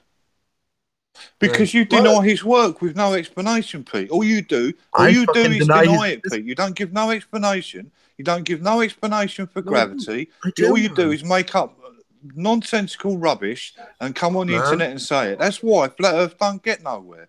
That's why the Flat Earth fucking conference in America now that you all seem to be so proud No swearing, please. It's not a joke. It's charged people $100 to tell them what they've been listening to for over a year on YouTube. Please do not swear. I think it's a joke. So, sorry, Nathan? Please don't swear. I don't think I did swear. What did I say? I think you said fuck. Oh, I said joke. Oh, my apologies. Well, Pete just swore, so Pete, stop swearing. Let's not turn this into a conversation about swearing. I'm really sorry if I was wrong. No, it's okay. No, I didn't think I'm being deliberately. I'm from London. Swearing is second nature to me. I'm deliberately biting my tongue not to swear, Nathan. But where was we? Where was we on denial? We had 5 out of 5 denials, didn't we, so far? Why is that? Why do you have to deny everything? Let me ask you a question then, Mark. And you know where Newton's starting point was, that the Earth is moving, right? So that's what I deny. If we can't prove that the Earth is moving, then everything that Newton develops on the basis of the Earth being moving is false, right? And gravity doesn't preclude the Earth being. Gravity don't preclude the Earth being still, Pete. Well, no, gravity was developed on the basis of the Earth. No, it wasn't. No, it wasn't. Newton didn't say, right, the Earth's moving, ergo gravity. Gravity was decided and postulated on because of the way things fall. He see things the way things fall to Earth, and he wondered why all things tend to fall towards the centre of the Earth. And he postulated that it was gravity, and he tried to explain that with the best way that science knew at the time, which was equations and mathematics. I mean, he'd already decided that the Earth had a centre mark. But that's got whether it's got a centre, it's got nothing to do with whether it moves, Pete. Get that out of your head that Newton had to first preclude that the Earth was moving, because he didn't. No, yes, he did. He decided. No, he didn't. Just because they knew the Earth was moving, it doesn't mean that was part of the equation, because it's not, Pete. This is the starting premise, right? If we go back to first principles, we observe a reality. Something seems to be moving. Either there's 3 possibilities: us, the lights in the sky. Nothing to do with gravity, Pete. Well, hang on. Us, gravity is all interconnected with it all. If you decide, I'll tell you why. Still, Pete, and this gravity still be here. If you decide that you're moving. If you decide that you're moving, which is what Newton did, we're moving, the stars are still. Einstein came along and changed that. Everything is moving, everything is relative to one another. There's no fixity at all. Newton started off. I don't think Newton existed, by the way. Nor did Copernicus, nor did Tycho Brahe, nor did Leonardo. Yeah, of course you didn't, Pete. No one exists in your world, do they, Pete? No one dies. All the stars that have died are all on some fucking mysterious island. Well, everything exists in your world, right, Mark? Well, yeah, everything that I believe to be true, yeah. You never met any liars in your life, yeah, right? Of course I have. Well, I'm talking to one now, Pete. Now take that, Jonathan. If you think so, Mark. No, I've never talked to Jonathan before. I've talked to you before, Pete, and I know that you claim to be smart. So if you're going and putting I don't forward take these it. ideas. You just did claim you claim to be smart, Pete. So if How you're can I be smart, when I got the so lowest if you're mark? smart, you obviously know that what you're saying is wrong. So that's a liar, Pete. But how can I be smart when I got the lowest mark ever in to graduate from the university? Your words, Pete, not mine. You said you were smart, Pete. I didn't say you were smart. You did. I don't think you're smart, Pete. Right? When did I say I was smart? About 20 minutes ago. You said, you're how do you smarter than me. know? You said no. You said you were smarter than me, Pete. No. I said in math. I said in math okay. I could do better than you in math. Right. So if you're going to bring math in, so why can't you disprove gravity then, Pete? Why don't you build a vacuum chamber and prove things don't fall at 9.8 meters per second squared? Or why don't you go to the top of a mountain and prove that what they say about gravity, the further you get away from the center of the earth, then the less gravity has an effect. Why don't you go to the top of a mountain and prove that's wrong, Pete? Yeah, will you wait here until I do those things and I'll get back to you? Yeah, go on, Pete. To be sure. I'd have to bring up a few cowboys looking for these parts to build my own vacuum chamber. It might be a while. I mean, surely, Pete, a man who's done a mechanical engineering course can build a vacuum chamber. Surely. Oh yeah, I forgot you got the worst fucking mark, didn't you? How would you go about that? What, building a vacuum chamber? Yeah, how would you go about it? Just say you're building your own vacuum chamber. Why don't you go and buy one, Pete? That's already made. There's the gravimeters, like the little vacuum chambers that are connected to a digital readout. Yeah, but you want to do experiments within it. Well, right? they use that for experiments. They use that to measure gravitational fields around the world, Pete. That's, if you look, you can buy them online. I'm not sure exactly how much they are, but you could buy one of them. Gravitational fields. Yeah. Because the gravitational field changes depending where on Earth you are. Really? Yeah. You can, if you look on the internet, you can see the gravitational map of the Earth. You'll see that it changes all the way over the Earth, depending on what latitude you are. So you're saying that acceleration due to gravity isn't 9.81 meters per second universally? That's at the surface. So where are these fields existing then?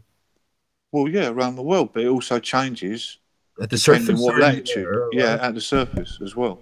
Depending on latitude. So hang on, if these fields vary at the surface, how can the acceleration due to gravity be constant?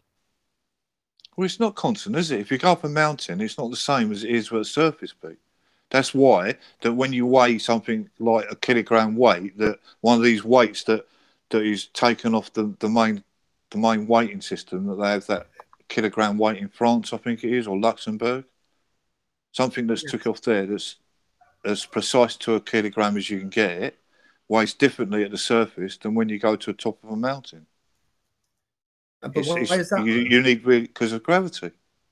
So, because the further away you get from the center of the Earth, the less the gravity has an effect. But would it weigh different in say Ireland here as opposed to, let's say I don't know, Central Africa? I don't know exactly. I'm saying you have to have a look at the gravitational map, Pete.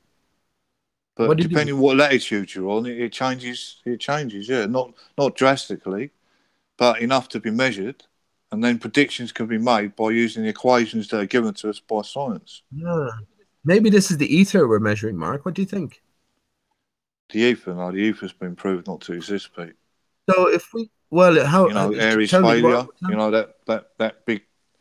that big experiment that the flat earthers love quoting, Airy's failure. That didn't prove the ether didn't exist, man. Oh, it didn't. So what was the failure part of the exam then, Pete? They did not exam the test. What did that mean then? You tell me, Mark. Well, it was about the ether, wasn't it? Well, how did he show that the ether wasn't? Because of the experiment. See, you don't even know that. I know what you're doing as well. You're throwing these things into things. But, I mean, you can take some... Will you explain it to me then, Pete? What did the Airy's failure do then? What was the experiment, Pete? You can take... Well, it was to see... What was the experiment then, Pete? It was to see whether... Okay, well, I haven't read, so it would be just... Oh, so you don't know either then, Pete? I have read that, actually, haven't I? So you have read it? You haven't read it? Well, okay, briefly. It was to determine whether the Earth was moving or whether the stars were moving. No. Right? Or the luminaries were moving. They already knew the Earth was moving, Pete. The guy that done the fucking experiment knew the No, Earth was moving. It was to detect whether light swearing, travelled please. through the ether, and there was an apparent change. Right, and he filled up his telescope. Right, they're going to get talked over. What you should have expected. Right, there's 5 minutes left on this broadcast, so if you would like to join to do some last minute trolling, you are more than welcome to do so. Simply click on the link in the info box below this video. If you would like to subscribe, there is obviously a subscribe button below this and a bell notification so you can keep up to date with the Flat Earth debate. I'll be rounding out the show in about 5 minutes time, so if you did want to join to do some last minute trolling, now is your opportunity. Just I think Pete's done enough trolling for everyone, hasn't he? I was just going to do a detailed explanation of Aries Well, you can failures. just Well, Google it then, Pete. No, that doesn't prove any such So thing, Pete, Mark. if I linked you to Aries failure, where it says that he already believed the Earth was moving, would you stop repeating that nonsense that you keep repeating? Yeah, but that's what he's been. I'm a bit confused, right, Pete? Because you say you're a truther, but anyone can Google the Aries failure and find out that they already knew the Earth was But that's moving. where he failed. That's what the experiment. Oh, don't be fucking stupid, Pete. So you're just going to assign any fucking nonsense you like to experiments now, then? What's your language now, Mark? Well, what did I say that time? To be sure. Right, goodbye, Mark. You went missing for a while, man. Oh, he's gone now. Oh, yeah, you warned him, Nate. Yeah, there's only one rule. You can troll, you can talk over each other, you can scream at each other. I don't mind. You know, I might interject if you can't hear each other, but that's about it. But just don't swear. It's just that simple. The reason is because typically when people start swearing, they are more triggered. So it's my excuse to say stop swearing rather than please don't become triggered with what Pete's saying, which is technically what's going on. You know, he's becoming more and more agitated. So that's my way of saying don't come agitated without riling up the person more, because it tends to be the case. If you say please stop becoming agitated, that makes you more agitated. So I'm not going to say that. It's just a blanket rule. Please don't swear. That said, Mark did exceptionally well. Thank you very much for joining the show, Mark Taylor. You will be warmly welcome back on the next show. Yeah. And I may very well actually use this as an opportunity to round out the show here. So with that, I will say a massive, huge, enormous thank you to all of you who have joined us in the live chat. Without you, it wouldn't be a show. So thank you very much for being here. As well, a massive thank you to all the people who have joined the live panel. Be sure to like, comment, share, and subscribe. I've been Nathan Oakley, and I will see you all in the next video.